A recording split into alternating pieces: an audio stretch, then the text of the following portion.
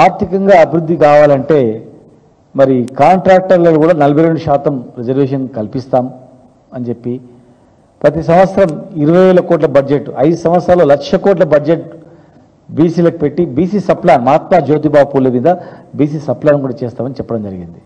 మరి BC reservation 42% పెంపుదల పైన మేము గతంలో కూడా అడ్వైజ్ చేస్తూ వచ్చినాం. గతంలో డెడికేషన్ కమిషన్ వేయకుండా బీసీ కమిషన్ వేశారు. అది కాదు, చట్టబద్ధత ఉండదని చెప్పినాం. తర్వాత డెడికేటెడ్ కమిషన్ను నియమించడం జరిగింది. ఆ తర్వాత అసెంబ్లీలో చర్చ జరిగింది. చర్చ కాదు, చట్టం తీసుకొచ్చి పార్లమెంట్కి పంపాలని చెప్పినాం. అనకుండా చెప్పినా కూడా వినకుండా చర్చ జరిపినారు. తర్వాత వాళ్ళు న్యాయకోవిధుల సలహా తీసుకొని కరెక్టే, బీఆర్ఎస్ పార్టీ వాళ్ళు చెప్పింది కరెక్టే, మిగతా మేధావులు బీసీ మేధావులు చెప్పింది కూడా కరెక్టే అని చెప్పి ఈరోజు చట్టాన్ని తీసుకురావడం జరిగింది. కానీ మేము ఒకటి అడుగుతా ఉన్నాం, చట్టాన్ని తెచ్చినాం కదా ఇక మా పని అయిపోయిందంటే కాదు. మీరు 42% రిజర్వేషన్తోనే స్థానిక సంస్థలలో మేము ఎలక్షన్ పోతామని చెప్పడం జరిగింది. ఇప్పుడు 50% పని అయింది అనుకున్నాం. మిగతా మొత్తం కూడా పూర్తి బాధ్యత కూడా ఈ ప్రభుత్వాందే. పార్లమెంట్లో బిల్లు పెట్టి బిల్లు పాస్ చేయించేంత వరకు కూడా ఈ ప్రభుత్వాందే బాధ్యత. బిల్లు పాస్ చేయించి తమిళనాడు తరహా అన్ని రంగాల్లో రిజర్వేషన్ కల్పించడంలో ప్రభుత్వం పూర్తి బాధ్యత తీసుకొని అవన్నీ అయిన తర్వాతనే 42% రిజర్వేషన్తోనే చట్టబద్ధత రిజర్వేషన్తోనే స్థానిక సంస్థల ఎలక్షన్ పోవాలి. రేపు పార్లమెంట్లో మరి ప్రధానంగా ఈ దేశాన్ని పరిపాలించినవి కాంగ్రెస్ ఇతర బీజేపీ ఇతర పార్టీలు మాత్రమే పరిపాలించినాయి. ఇప్పుడు రాహుల్ గాంధీ గారు బీసీ నినాదంతో మరి చాలా అంశాలు ఎక్కడ పోయినా మాట్లాడుతూ ఉన్నారు. ఇప్పుడు పార్లమెంట్కి వచ్చింది, అక్కడ ప్రతిపక్ష నాయకుడు. భారతీయ జనతా పార్టీ కూడా మేము బీసీల పట్ల చాలా చిత్తశుద్ధి ఉంది, రేపు తెలంగాణలో మేము బీసీనే ముఖ్యమంత్రి చేయబోతున్నాం, బీసీలకే రాజ్యాధికారం ఇస్తామని చెప్తున్నారు. సరే, ఇప్పుడు మీ చేతిలో ఉన్నటువంటిది ఒక 42% స్థానిక సంస్థల రిజర్వేషన్. ఇమ్మీడియట్గా వెంటనే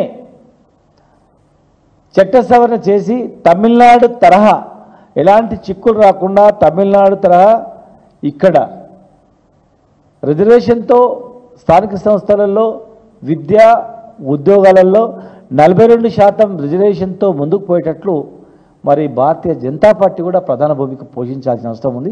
ప్రభుత్వం వారిదే కనుక ప్రతిపక్ష పార్టీ అధికార పార్టీ దేశాన్ని పరిపాలించే రెండు కూడా ఇవాళ బీసీ నినాదంతో ముందుకు పోతా ఉన్నారు. బీసీఏ ప్రధానమంత్రిని చెప్తా ఉన్నారు. మరి ఇక్కడ బీసీలకు వచ్చినటువంటి అంశం పైన చిత్తశుద్ధితో పార్లమెంట్లో బిల్లు పాస్ చేసి మరి ఇక్కడ పంపాల. మేము ఇక్కడ చట్టాన్ని తయారు చేసినాం, ఇక మాకు సంబంధం లేదు, నీ కాంగ్రెస్ అనొద్దు, ఇది మాది కాదు కాంగ్రెస్ పార్టీదని బీజేపీ అనొద్దు. రెండు పార్టీలు సమన్వయంతో ఖచ్చితంగా బిల్లు పాస్ చేసి పంపాలని చెప్పని మరి దానికి పూర్తి బాధ్యత కాంగ్రెస్ ప్రభుత్వాన్ని, అక్కడ బీజేపీ ప్రభుత్వాన్ని అని తెలియజేస్తా ఉన్నాం. కాంగ్రెస్ ప్రభుత్వానికి మేము ఒకటి రిక్వెస్ట్ చేస్తా ఉన్నాం, ముఖ్యమంత్రి గారికి, మీ చేతిలో ఇక్కడున్న అంశాలు, ఇప్పుడు ఇది పార్లమెంట్ బిల్లు పాస్ కావాలి, ఇప్పుడు మాది అయిపోయింది పార్లమెంట్ అని చెప్తారు. సరే, వచ్చేంత వరకు ఎలక్షన్ మీరు పెట్టరు. ఎలక్షన్ అనేది ఖచ్చితంగా మీరు 42%తోనే చట్టం వచ్చిన తర్వాతనే ఎలక్షన్ పోతారు, చిత్తశుద్ధి ఉందని మేము అనుకుంటాం. ఈరోజు మీ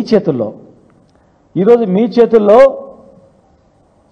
బడ్జెట్ ఉంది, బడ్జెట్ సమావేశాలు అవుతా ఉన్నాయి. మీరిచ్చిన మాట ప్రకారం సంవత్సరానికి 20,000 కోట్లు మహాత్మా జ్యోతిబా పూలే పేరు పైన సప్లాను బీసీ సప్లాను ఏర్పాటు చేస్తాం. ఆ సప్లాను ఏర్పాటు చేసి ఎవ్రీ ఇయర్ 20,000 కోట్లు ఖర్చు పెడతామని చెప్పడం జరిగింది. మీరు మరి ఒక సంవత్సరం గడిచిపోయింది.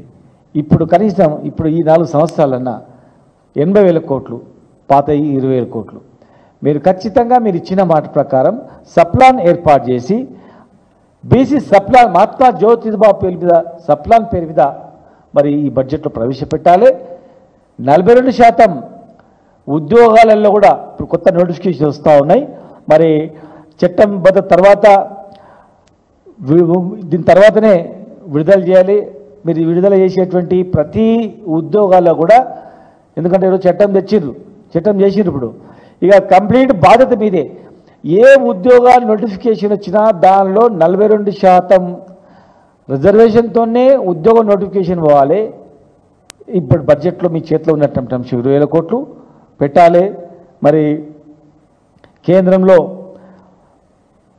చట్ట సవరణ బిల్లు తొందర తీసుకురావాలి. మరి ఎంబీసీ మంత్రిత్వ శాఖ లేదు, చాలాసార్లు ప్రతి రాష్ట్రంలో అడుగుతూ ఉన్నారు కేంద్రాన్ని, ₹1 ఖర్చు కానటువంటిది. మరి మంత్రిత్వ శాఖ ఏర్పాటు చేసినట్లయితే ఇలాంటి బిల్లు వచ్చినప్పుడు సమన్వయం చేయడానికి అవకాశం ఉంటుంది. మరి ఎలక్షన్ మేనిఫెస్టోలో ఎంబీసీలో కూడా ఒక మంత్రిత్వ శాఖ ఏర్పాటు చేస్తామన్నారు. మరి మీ పరిధిలో ఉన్నటువంటివి మీరు ఇమ్మీడియట్గా చేస్తే, మీ పరిధిలో లేనటువంటిది జాప్యమైనా సరే చిత్తశుద్ధి ఉందని చెప్పుకోవడానికి అవకాశం ఉంటుంది. కనుక దయచేసి ఎన్నో సంవత్సరాలుగా దగపడ్డ ప్రజానీకం, అత్యధిక సంఖ్య గల ప్రజానీకం, ఎన్నో అవమానాలకు ఇబ్బందులకు గురైనటువంటి ప్రజానీకం ఈరోజు ఎదురు చూస్తూ ఉంది.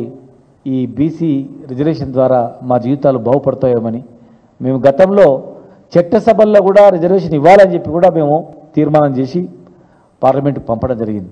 కనుక దాని మీద కూడా రేపు జరగబోయేటువంటి బీసీ బిల్లు సమయంలో చట్టసభలో రిజర్వేషన్ పైన కూడా చర్చించాలని, ఈ దేశం బాగుపడాలంటే, ఈ దేశంలో గొడవలు అల్లర్లు లేకుండా ప్రశాంతంగా ఉండాలంటే, అందరికీ సమానత్వంగా అభివృద్ధి జరగాలంటే కేవలం చట్టసభలలో రిజర్వేషన్ ద్వారా మాత్రమే న్యాయం జరగగలుగుతుంది, అప్పటి వరకు కాదు.